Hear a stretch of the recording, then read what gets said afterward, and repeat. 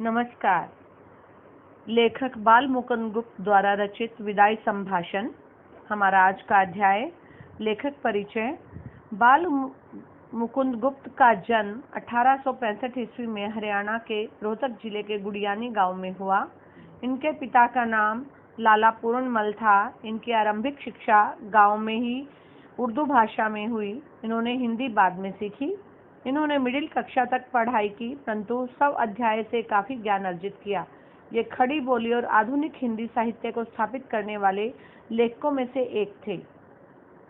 इनकी मुख्य रचनाएं हैं शिव शंभू के चिट्ठे, चिट्ठे और खत, खेल तमाशा, गुप्त निबंधावली, स्फुट कविताएं।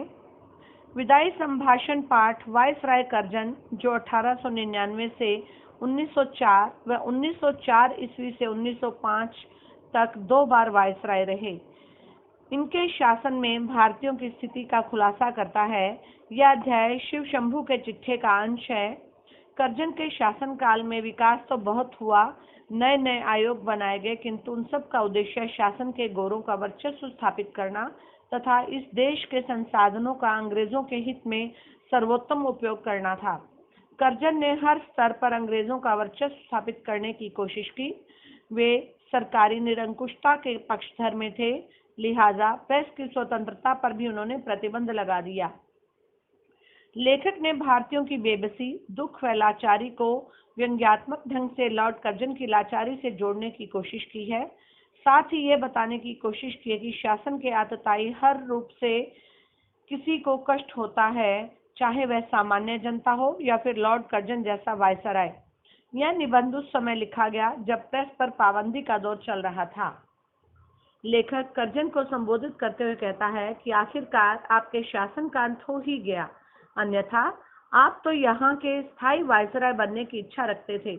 इतनी जल्दी देश को छोड़ने की बात आपको व देशवासियों को पता ही नहीं थी। इससे ईश्वर इच्छा का पता चलता है। आपके दूसरी बार आने पर भारतवासी प्रसन्न नहीं थे। वे आपके जाने की प्रतीक्षा करते थे, परंतु आपके जाने से लोग दुखी हैं। बिछड़न का समय पवित्र, निर्मल व कोमल होता है। यह करुणा पैदा करने वाला होता है। भारत में तो पशु पक्षी भी ऐसे समय उदास हो जाते हैं। शिव शंभू की 2 गायें थी। बलशाली गाय कमजोर को टक्कर मारती थी। एक दिन बलशाली गाय को पुरोहित को दान दे दिया गया, परंतु उसके जाने के बाद कमजोर गाय प्रसन्न नहीं रही। उसने चारा नहीं खाया। यहाँ पशु ऐसे हैं तो मानव की दशा का अंदाजा लगाना मुश्किल होता है। लेखक कहता है कि आपका स्थान बहुत ऊंचा था, आज आपकी दशा बहुत खराब है। इस देश में पहले भी बहुत सारे शासक आए और चले गए, परंपरा है, परंतु आपका शासनकाल दुखों से भरा था। कर्जन ने सारा राजकाज सुखांत समझकर किया, उसका अंत दुख में हुआ। वास्तव में लीला में की लीला का किसी को पता नहीं चलता। दूसरी बार आने पर आपने ऐसे कार्य करने की सोची जिससे आगे चलकर शासकों को परेशानी ना हो, परंतु सब कुछ उलट हुआ। आप स्वयं बेचैन रहे और देश में अशांति फैला दी। आपका स्थान सबसे ऊंचा था। दिल्ली दरबार में ईश्वर और एडवर्ड के बाद आपका सर्वोच्च स्थान था। आपकी कुर्सी सोने की थी। जुलूस में आपका स्थान सबसे आगे होता था, परंतु जंगी लाट के मुकाबले में आपको नीचा देखना पड़ता था। आप धीर व गंभीर थे, परंतु काउंसिल में गैर कानूनी कानून पास करके और कन्वोकेशन में अनुचित भाषण देकर आपने धीरता का दिवाला निकाल दिया। आपके इस्तीफे की धमकी को स्वीकार कर लिया गया। आपके इशारों पर राजा, महाराजा, अफसर नाचते थे, परंतु इस इशारे में देश की शिक्षा और स्वाधीनता समाप्त हो गई। आपने देश में बंगाल विभाजन किया, परंतु आप अपनी मर्जी से एक फौजी को इच्छित पद पर नहीं बैठा सके, अतः आपको इस्तीफा देना पड़ा। लेखक कहता है कि आपका मनमाना शासन लोगों को याद रहेगा। आप ऊंचे चढ़कर गिरे हैं, परंतु गिरकर पड़े रहना अधिक दुखी होता है। यह शासन का तरीका नहीं है। आपने हर काम अपनी जिद से पूरे किए। केसर और जार भी घेरने घोटने से प्रजा की बात सुनते थे। आपने कभी प्रजा के समीप नहीं आए, नादिर शाह ने भी आसिफ शाह के तलवार गले में डालकर प्रार्थना करने पर कत्लेआम को रोक दिया था, परंतु आपने 8 करोड़ जनता की प्रार्थना को बंग भंग रद्द करने का फैसला नहीं लिया।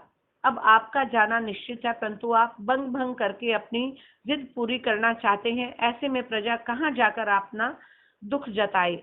यह जनता ने आपकी जिद का फल देख लिया। जिद ने जनता को दुखी किया, साथ में आपको भी, जिसके कारण आपको पद छोड़ना पड़ा। करजन अनपढ़ प्रजा के नाम एकाध बार लेते थे।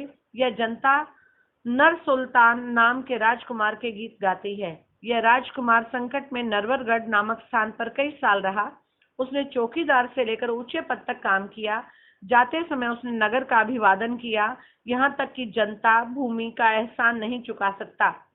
अगर उसने सेवा में कोई भूल की हुई हो तो उसे प्रसन्न होकर जाने की इजाजत दे। जनता आज भी उसे याद करती है। आप देश के पढ़े लिखों में से नहीं देखे जा सकते।